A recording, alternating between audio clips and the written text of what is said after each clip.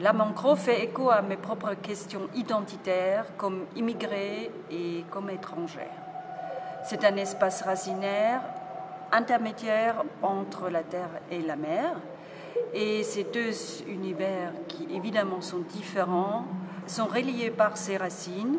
C'est un enchevêtrement racinaire qui abrite évidemment une variété, une faune et une flore très riche.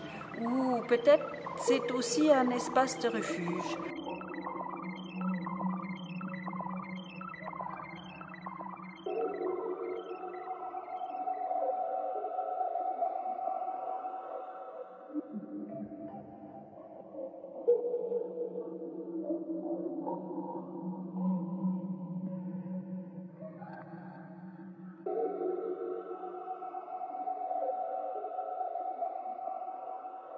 La mangrove, c'est pour moi un lieu de métaphore, un lieu d'accueil pour le métissage, où on peut aussi se poser la question si c'est un ghetto végétal.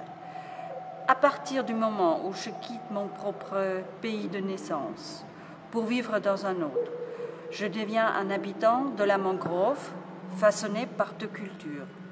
Pour ma part, je ne suis plus tout à fait allemande, je ne serai jamais tout à fait française. Donc, où est ma place? Quelle est ma place? Qui me donne ma place? Est-ce que je devrais renoncer à une culture doublement riche pour me fondre dans des conformismes peut-être stériles? Quel deuil y a-t-il à faire? Finalement, ma place, je pense que je la prends entre deux. Dans une ouverture et en circulant de l'un à l'autre, à travers la mangrove, qui peut être quand même mon lieu de refuge.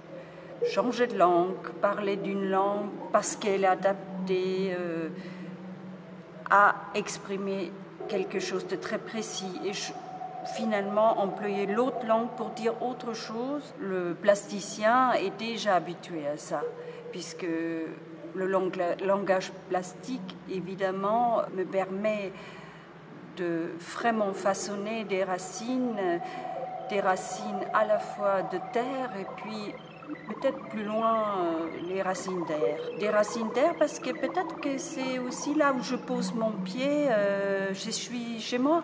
Parce que je respire cet air-là. Donc je choisis de travailler avec du crin de nylon parce que c'est à la fois résistant et aérien. Cette matière me permet de figurer un enchevêtrement racinaire et à la fois elle me permet, c'est très léger, elle est suspendue. Donc mes racines d'air, à l'instar des bronches et nos poumons, nous permettent de nous relier peut-être au souffle. Et donc ce souffle qui s'installe, avec chaque inspire et se désinstalle avec chaque respire, est peut-être un peu à l'instar de la marée qui traverse cette mangrove.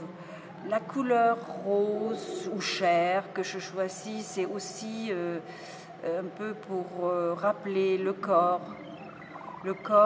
qui est quand même notre support, mais qui se relie à autre chose, à travers le maillage, la trame, la chaîne.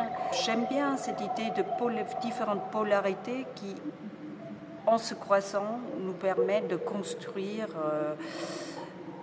notre être et peut-être aussi de m'amener un petit peu plus loin dans une spiritualité que j'aimerais exprimer aussi à travers la mangrove.